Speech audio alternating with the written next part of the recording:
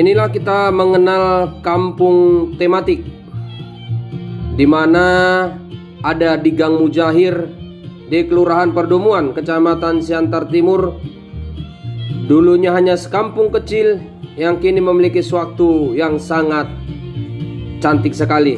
Ini adalah kampung tematik yang berada di Kelurahan Perdomuan, di mana rumah-rumah terlihat cantik dan dicat cukup rapi, dan aneka ragam lukisan-lukisan. Ada Gatot Kaca, ada kura-kura, ada pemandangan, dan demikian kecantikan-kecantikan terlihat di setiap rumah-rumah penduduk di sana. Dan kita bisa berselfie-selfie ria seperti yang satu ini, berselfie di Danau Toba.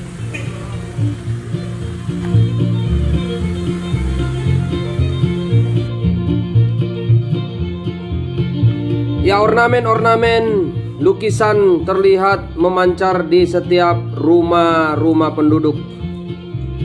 Ya, silakan kunjungi tempat keindahan yang dihias di Kelurahan Perdomuan.